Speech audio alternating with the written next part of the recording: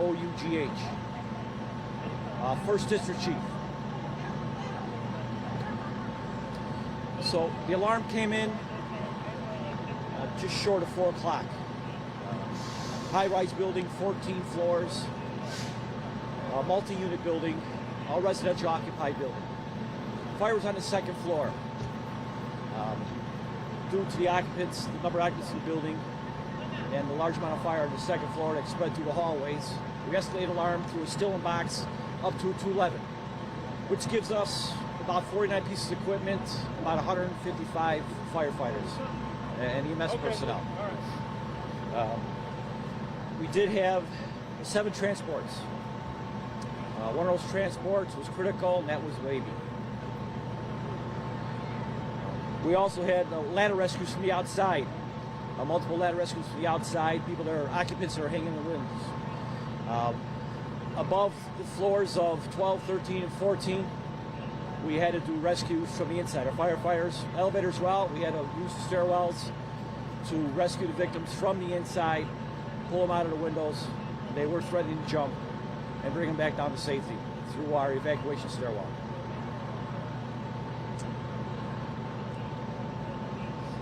And we had the jumper. Yes, and we did have a jumper from the 4th floor, and he was ambulatory. Any questions? I should add one thing. We did have a Plan 2. Plan 2 gives us 10 to 12 ambulances at that time. 10 to 12 ambulances. It all depends on what we do need. EMS Plan 2, I'm sorry. Can you tell us about the children that were injured? You know, I'm not sure as far as the occupants and the number of occupants in the building. I just know we did have the one baby. One baby? Yes. You know how? What can you say about whether you should stay in your unit? So we whether did. you should go to the window? So we do a lot of shelter place. We do announcements. We had announcements. I read an announcement card. My fire companies that all call. That the others go throughout the building, and we look for you to shelter in place. A fire like this, you ought to be in the stairwells. We'll come and get you. Once you open that door up, you're going to take a lot of smoke and process some heat and fire. You're not being at the window. Well, I don't mind being at the window, but just stay inside the window. We're all looking for you to get fresh air, but please stay at the window. We're not looking for anyone to jump out the windows. So how many people are displaced right now? Displacement. You know what? I am not sure the number that you count. We're still working at it right now. Can you tell us any challenges you all face in putting this fire out?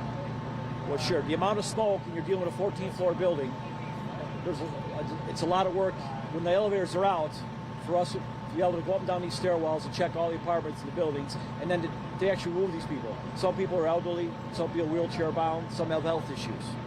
So sure, I mean, that's why you get the amount of firefighters you do, and EMS personnel show up and take care of this. So did your firefighters have to go door to door on those higher Absolutely, floors? absolutely. There was heavy smoke on every floor from 2 on up to the top floor. How far did the fire itself travel?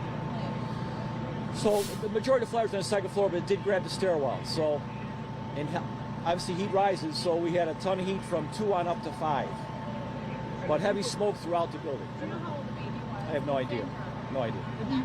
And the people who jumped or got out of the windows, which floors do you believe they were on?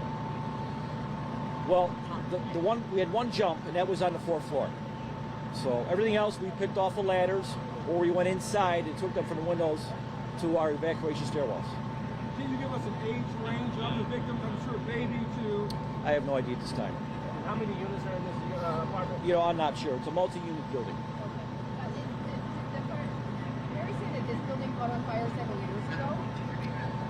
There is a record of us having another fire in this building. I see that there's outside fire escapes and there are any fire escapes on the inside of this building. No, the fire escape's on the outside. There's a rear fire escape at the outside of the building. Yes. Anything you think is important to point out? I mean, this is a massive response. Well, yeah, absolutely. So you get this kind of size of building, when it's residential, with that many occupants in it, you're going to get a large response. For us to escalate as quick as we do, it's a lot safer for our civilians to make sure they save their lives. And these guys did a wonderful job. What would you say about getting us in this situation? So the elevators, we recall the elevators. When we get to a fire like this, we recall elevators. Elevators did not work in this building at the time. They were water damaged. Once water, because we had a standpipe that broke on the 2nd floor. It went into the elevator pit, so it cut that elevator off right away. So everything we did here was through the stairs.